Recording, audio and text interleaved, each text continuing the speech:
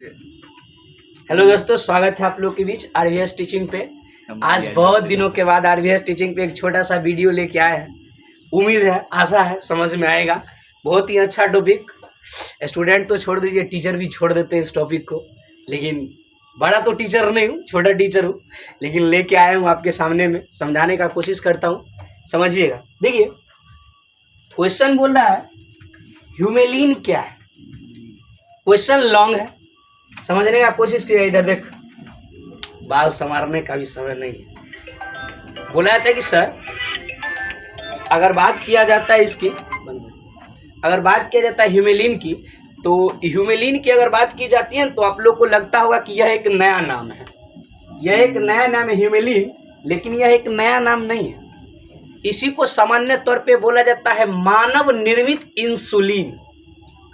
मानव निर्मित इंसुलिन, समझने का कोशिश कीजिएगा। ऐसा नहीं है कि आप नहीं समझिएगा, टॉपिक हार्ड है, बशर्ते होता है क्या समझाने वाला बंदा वैसा होना चाहिए। आप मेरे वीडियो को पूरा देखिए, अगर समझ में नहीं आएगा उसके बाद आप बोलिएगा। अगर आप पहचानते हैं, हमको जानते हैं, तो आप अपना नाम कमेंट कर सकते हैं। आप मेरे कौन स्टूडेंट है, कहाँ से देख रहे हैं, देखिएगा। बोला था कि सर, सबसे पहले अगर बात की जाती है ह्यूमेलिन की, मानव निर्मित इंसुलिन की, तो इससे पहले हम थोड़ा बेसिक जानने का प्रयास करते हैं। हम जानते हैं कि सर, इंसुलिन आता कहाँ से है, या हमारे शरीर में करता क्या है, इंसुलिन आता कहाँ से। इधर देख, इधर एक तुम्हें, इंसुलिन आता कहाँ से है और यह हमारे शरीर में करता क्या है। आप एक चीज बताइएगा छोटू, आपको पता होगा कि मानव शरीर के भीतर दो ग्लैंड पाए जाते हैं। ध्यान दीजिएगा, एक जो ग्लैंड होता है उसको बोला जाता है एक्सोक्राइन ग्लैंड, एक्सोक्राइन ग्लैंड, और दूसरा जो होता है उसको बोला जाता है endocrine gland. Endocrine gland, endocrine gland. English से डरना नहीं है सर। एक्सोक्राइन ग्लैंड की बात किया जाता है तो इसको बोला जाता है बहिःस्रावी ग्रंथि, और इंडोक्राइन ग्लैंड की बात किया जाता है तो इसको बोला जाता है अंतःस्रावी ग्रंथि। अब बात आती है अंतःस्रावी ग्रंथि और बहिःस्रावी ग्रंथि की, तो बोला जाता है कि सर, एक में एंजाइम भरे होते हैं, एक में एंजाइम भरे होते हैं। और आपको मैं बता दूं कि एक्सोक्राइन में एंजाइम भरे होते हैं, एक्सोक्राइन में एंजाइम भरे होते हैं, जबकि इंडोक्राइन में हार्मोन भरे होते हैं, हार्मोन भरे होते हैं। अगला समझने की बात की जाती है इसमें, तो बोला जाता है कि सर, एक्सोक्राइन ग्लैंड जो है ना, exocrine gland, exocrine gland blood से टच नहीं करते, ब्लड से टच नहीं करते हैं, जबकि इंडोक्राइन ग्लैंड ब्लड से टच करते हैं। बात समझे? एक्सोक्राइन ग्लैंड ब्लड से टच नहीं करते हैं, जबकि इंडोक्राइन ग्लैंड ब्लड से टच करते हैं। आपको मैं बता दूं कि आपको पता है कि आंख के भीतर लेक्राइमल ग्लैंड पाई जाती है। लेक्राइमल ग्लैंड जो आंख में मोम का निर्माण करती है, आंसुओं का निर्माण करती है। बोला जाता है कि सर, आप एक चीज बताइए कि वह ग्लैंड निर्माण कर रही है, ठीक है, कोई दिक्कत नहीं, वह ग्लैंड निर्माण कर रही है, लेकिन वह ग्लैंड आंख में आंसू का निर्माण करती है। अगर आंसू ब्लड से टच रहता तो आंसू के साथ रक्त भी बाहर आता कि नहीं आता। आप दूसरा उदाहरण ले लीजिए कि पाचन के संदर्भ में बहुत सारे एंजाइम निकलते हैं। हम आपको उदाहरण के तौर पे बताते हैं कि लार में एंजाइम पाए जाते हैं, ठीक है, लार में एंजाइम पाए जाते हैं। और बोला जाता है कि 3 जोड़ी ग्लैंड पाई जाती है। 3 जोड़ी, क्या आपको पता है तो कमेंट करें। 3 जोड़ी लार ग्रंथि का नाम, सबसे पहला होता है सबलिंगुअल, दूसरा होता है सबमैंडिबुलर, और सबसे जो बड़ी होती है उसका नाम होता है पैराटिड। याद रखिएगा, पूछा हुआ क्वेश्चन है, पैराटिड लार ग्रंथि, उसके बाद एक होता है सबलिंगुअल और दूसरा होता है सबमैंडिबुलर। बहुत अच्छा सा नाम है, अगर आपको पता है तो कमेंट कीजिए। बोला जाता है कि सर, आपको कमेंट में आंसर लिखना है कि आप बताइए पैराटिड ग्रंथि से जो लार निकलते हैं उसमें कौन से एंजाइम पाए जाते हैं, ये चीज कमेंट करना है। आप एक चीज बताइए थोड़ा देर के लिए कि सर, हम समझने का प्रयास करते हैं कि लार मेरे मुंह से निकलता है, ठीक है, लार मेरे मुंह से निकलता है, हम खाना खाते तो खाना शरीर के भीतर जाता है, भीतर जाता है। लेकिन जब वोमिटिंग होती है, जब उल्टियाँ होती है, तो पता चलता है कि सर खाना बाहर आता है, न कि ब्लड बाहर आता है। यानी कहने का मतलब कि सर वह ब्लड से टच नहीं है। अगर ब्लड से टच रहता तो ब्लड क्या होता, बाहर आता। तो यही बात यहाँ पे अगर बात की जाती है इंसुलिन की, इंसुलिन, तो इंसुलिन का जो निर्माण होता है वह न तो एक्सोक्राइन ग्लैंड में होता है, न ही इंडोक्राइन ग्लैंड में होता है। उसका निर्माण होता है मिक्सिड ग्लैंड, मिक्सिड ग्लैंड। बोला जाता है कि सर अगर इसकी बात की जाती है मिक्सिड ग्लैंड की, तो इसका अगर बात की जाती है तो मिक्सिड ग्लैंड कहने का मतलब कि जिसमें एंजाइम भी बड़ा होता है, हार्मोन भी बड़ा होता है। ठीक है। बोला जाता है कि सर यह ब्लड से कांटेक्ट भी रहते हैं और ब्लड से कांटेक्ट नहीं भी रहते। वो अपना एक ग्लैंड है, जिस ग्लैंड का नाम अपना लोग जानते हैं कि उस ग्लैंड का नाम क्या है, अग्नास है। अग्नास है, यानी अग्नास है। इसी को इंग्लिश में बोला जाता है पेंट्रियाज। क्या बोले जाते हैं, पेंट्रियाज। बोला जाता है कि सर इसकी पाचन में बहुत भूमिका होती है। आप कहीं पर भी अगर पाचन पढ़े होंगे तो आपको बताया गया हो कि सर इसकी पाचन में बहुत ज्यादा भूमिका है। बोला जाता है कि सर थोड़ा समझने का कोशिश करते हैं कि पाचन में करता क्या है। आप एक चीज बताइए कि सबसे पहले आपको पता है कि इंसुलिन जो है ना, इंसुलिन बनाता कौन है, अग्नास है। इतने तक कोई दिक्कत ना तक नहीं ना। इंसुलिन कौन बनाता है, अग्नास है। ठीक, अग्नास है, इंसुलिन बनाता है। जबकि इंसुलिन एक प्रकार का क्या है, हार्मोन है, हार्मोन है। अग्नास है, इंसुलिन बनाता है। इंसुलिन एक प्रकार का हार्मोन है। इसका काम है कि सर यह बॉडी के भीतर चीनी को कंट्रोल करता है, चीनी को कंट्रोल करता है। आपको पता होना चाहिए कि अग्नाशय इंसुलिन बनाता है, इंसुलिन, और इंसुलिन बॉडी के भीतर किसको कंट्रोल करता है, चीनी को कंट्रोल करता है। आप अपने दैनिक जीवन में मीठे चीज खाते हैं, वे सब चीज जो खाते हैं वे सभी चीजों में एक चीनी की मात्रा बॉडी के भीतर नियंत्रित करती है। किसी व्यक्तियों में अगर इंसुलिन की मात्रा में कमी आ जाती है, अगर इंसुलिन कम मात्रा में निकलना शुरू हो जाता है, तो उस बॉडी के भीतर में चीनी जमा होना शुरू हो जाता है। क्योंकि आपको पता है कि कोई भी द्रव पदार्थ का पाचन बॉडी के भीतर नहीं होता है।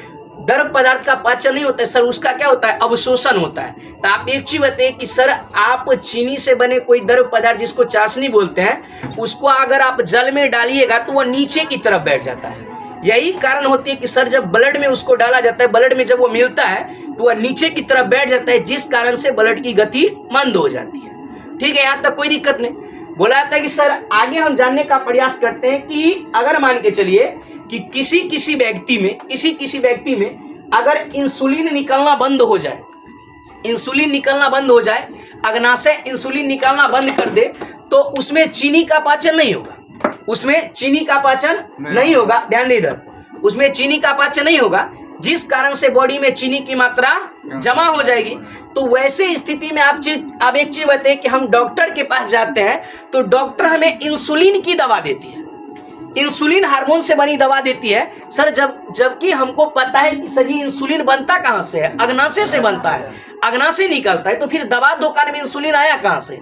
तो सर इसको कृत्रिम तरीके से तैयार किए जाते हैं। वही आज हम पढ़ने वाले हैं कि इंसुलिन को कृत्रिम रूप से किस प्रकार बनाया जाता है रिकॉम्बिनेंट डीएनए टेक्नोलॉजी के भीतर, यानी डीएनए पुनर्योजन तकनीक के द्वारा कृत्रिम इंसुलिन को कैसे बनाया जाता है, यही चीज अपना लोग को पढ़ने वाले हैं। ठीक है, ध्यान दीजिएगा, आपको समझ में आएगा कि सर यह कैसे होता है।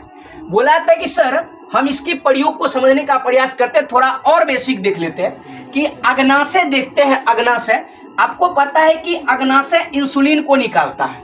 हम एक चीज आपको बताते हैं, समझने का कोशिश कीजिएगा। अगर थोड़ा देर के लिए मान के चलिए कि हम इसको मान लेते हैं अग्नाशय, ठीक है, अगर हम इसको अग्नाशय मान लेते हैं तो सर क्या करते हैं कि अग्नाशय का ये जो पार्ट है, केवल अग्नाशय इंसुलिन थोड़ी निकालता है। मान के चलिए कि सर यह अपना इंसुलिन निकाला, ठीक, इंसुलिन निकाला। उसके बाद सर जी आपको पता है कि अग्नाशय पित्तरस भी निकालता है, पित्तरस भी निकालता है।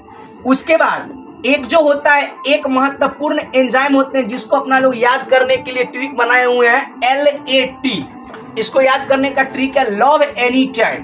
बोला जाता है सर L से होता है लाइपेज, A से एमाइलेज और T से ट्रिप्सिन। L से लाइपेज, A से एमाइलेज और T से ट्रिप्सिन। बोला जाता है कि सर यह तीनों मिलकर क्या करता है, पचाने का काम करता है। बोला जाता है कि सर हमको लेना क्या है, इसमें से हमको बनाना क्या है, इंसुलिन। तो इंसुलिन जो बनाना है, जब इंसुलिन बनाना है तो हम क्या करेंगे, ना तो इस कोशिका को लेंगे, ना ही इस कोशिका को लेंगे, ना ही किसको लेंगे, इंसुलिन की कोशिका को। यानी अग्नाशय की ये कोशिका है जो कोशिका क्या करती है, इंसुलिन को बनाती है। तो हम क्या करेंगे, इस कोशिका को लेंगे, इस सब कोशिका से हमको कोई मतलब नहीं। ठीक है, अब चलते हैं। तो सर हम पाते हैं कि इंसुलिन जो होता है ना, इंसुलिन अग्नाशय के भीतर जो इंसुलिन होता है उसकी संरचना कुछ इस प्रकार की होती है। क्वेश्चन पे इधर बोला जाता है कि सर उसकी संरचना कुछ इस प्रकार की होती है, यानी इंसुलिन की संरचना कुछ इस प्रकार की होती है। 3 भागों में डिवाइड रहता है। मेरे पास 3 कलर नहीं है, लेकिन मैं समझाने का प्रयास करूंगा कि ये वाला पार्ट ए होगा, दूसरा होगा बी होगा, और ये वाला पार्ट क्या होगा, सी होगा, सी होगा। अब सर जी इसके भीतर टोटल अगर एमिनो एसिड की बात की जाती है तो टोटल एमिनो एसिड होती है 51। टोटल एमिनो एसिड होती है 51, और टोटल एमिनो एसिड 51 होती है तो बोला जाता है सर यह डाइसल्फोनिक बॉन्ड के द्वारा जुड़ा होता है। डाइसल्फोनिक बॉन्ड और सल्फोनिक बॉन्ड के द्वारा जुड़ा होता है। बोला जाता है डाइसल्फोनिक बॉन्ड, और ये क्या है, सल्फोनिक बॉन्ड के द्वारा ये आपस में जुड़ा होता है। बोला जाता है सर ए के पास 21 एमिनो एसिड और बी के पास 30 एमिनो एसिड पाए जाते हैं, जबकि चेन सी के पास एक भी एमिनो एसिड नहीं पाए जाते। समझने वाली बात यहाँ पे ये है, समझने का कोशिश कीजिए सर, थोड़ा ध्यान दीजिए। बोला जाता है कि सर ए के पास 21 एमिनो एसिड, बी के पास 30 एमिनो एसिड, जबकि अगर बात किया जाता है चेन सी के पास, तो चेन सी के पास एक भी एमिनो एसिड नहीं पाए जाते। बोला जाता है सर एक भी एमिनो एसिड नहीं पाए जाते हैं, तो यह काम कैसे करता है। तो सर आप देखे होंगे कि घर की जो माताएं बहनें होती है ना, वो अगर खाना बनाती है तो पहले वो नहीं खाती है। क्या आप लोग खाते हैं तो बोलिए, ऐसा हो सकता है आजकल की महिलाएं वैसा नहीं करती है, पहले बना के अपने खा लेती है। ध्यान दीजिए, बोला जाता है कि सर सबको खिला देती है, कोई मांगता है तो बार बार किचन से लाके उसको क्या करते देती है। वही बात यहाँ पे है, इसको 21 एमिनो एसिड बनाने के लिए जितनी हार्मोन की मात्रा होती है वह चेन सी पूरा कर देता है।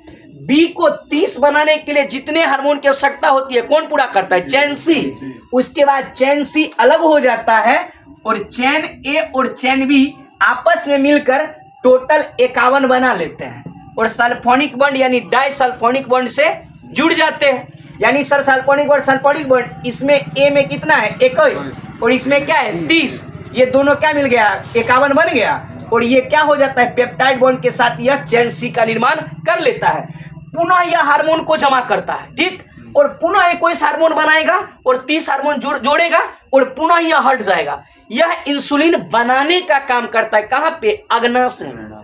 इतना तक क्लियर, किसी को कोई तरह दिक्कत नहीं, चलिए ठीक। अब समझते हैं कि सर रिकम्बिनेंट डीएनए टेक्नोलॉजी में हम करते क्या है। करते यही है कि सर हम सबसे पहले जानते हैं कि बनता कहाँ पे है, अग्नाशय में, ठीक है। तो सर हम यहाँ पे ले लिए क्या, मानव का अग्नाशय, ठीक है, मानव का अग्नाशय, मानव का अग्नाशय। बोला जाता है कि सर मानव का अग्नाशय ले लिए, तो मानव की अग्नाशय में बनाता कौन होगा, सेल।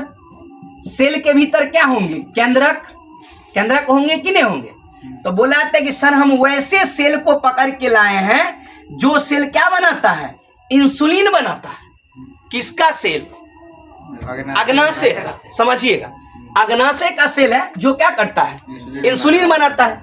जब इंसुलिन बनाता है तो सर आप हमको एक चीज बताइए थोड़ा देर के लिए कि यह जो इंसुलिन है, यह इंसुलिन में क्या है, डीएनए भी तो होगा, क्योंकि सर सेल है, सेल के भीतर न्यूक्लियस है, nucleus present is the genetic materials is the केंद्रक। यहाँ पे क्या है, केंद्रक उसका क्या हो जाएगा, अनुवांशिक पदार्थ कहाँ पे रहेंगे, केंद्रक में। जेनेटिक मटेरियल इसका डीएनए है, क्योंकि मानव है तो मानव के भीतर अनुवांशिक पदार्थ क्या है, डीएनए।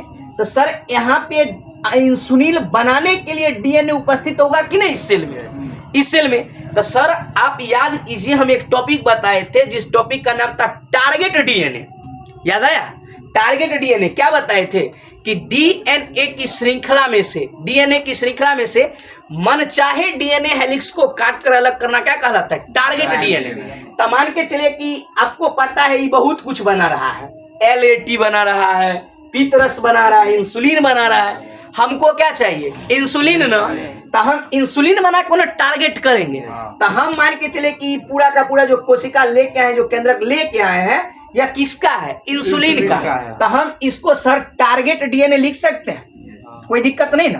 टारगेट डीएनए यानी कहने का मतलब कुछ चयनित डीएनए, ठीक है। उसके बाद आपको पता होगा कि रिकॉम्बिनेंट डीएनए टेक्नोलॉजी के भीतर अगर कोई चीज का समावेशन किया जाता है तो उसमें एक बैक्टीरिया को लाया जाता है जिसका नाम क्या है? इस्चेरिया कुलाई।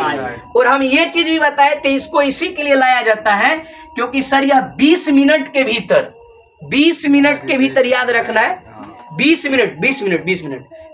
मिनट के भीतर यह अपना नया जनरेशन तैयार करता है। बोला जाता है सर दुनिया में सबसे फास्ट रिप्रोडक्शन अगर पादप में बात किया जाता है तो क्लोरेला सेवाल, अगर जंतु में बात किया जाता है तो इस्चेरिया कुलाई। कोई दिक्कत नहीं ना। और आपको एक चीज भी पता होना चाहिए, ध्यान दे इधर, आपको एक चीज भी पता होना चाहिए कि इसमें डीएनए के अलावा भी आनुवांशिक पदार्थ क्या होते हैं? प्लाज्मिड होते हैं, ठीक है, प्लाज्मिड होते हैं। अब क्या करेंगे सर, हम एक इस्चेरिया कुलाई को लेंगे, समझिएगा, एक इस्चेरिया कुलाई को लेंगे और एक क्या लेंगे? इंसुलिन बनाने वाले टारगेट डीएनए युक्त कोशिका को, ठीक है, अग्नाशय की कोशिका को। अब क्या करेंगे? इसका बाहरी आवरण तोड़ेंगे और तोड़ के क्या करेंगे? किसको निकालेंगे? इंसुलिन के जीन को निकाल लेंगे और इसमें से क्या करेंगे? इस्चेरिया कुलाई के प्लाज्मिड को निकालेंगे। कोई दिक्कत नहीं ना। अब क्या करेंगे सर, अपना लोग जानते हैं कि आणविक कैंची किसे कहा जाता है? Restriction endonuclease enzyme. कोई दिक्कत नहीं ना, जिसको आणविक कैंची भी बोला जाता है। तब बोला जाता है कि सर हम इसको क्या करेंगे? यहाँ से काट देंगे। जब इसको हम यहाँ से काट देंगे तो ये भी भाग कट गया, ये भी भाग कट गया, दोनों को क्या करेंगे? आसानी से काट देंगे। जब आसानी से काटेंगे तो ये अपना क्या है? प्लाज्मिड है और ये अपना क्या है? इंसुलिन का जीन है। दोनों को जब काट दिए हैं तो काटने के बाद एक दूसरे के साथ क्या करेंगे? रिकॉम्बिनेंट करेंगे यानी एक ट्यूब लेंगे और उस ट्यूब के भीतर डीएनए लाइगेज एंजाइम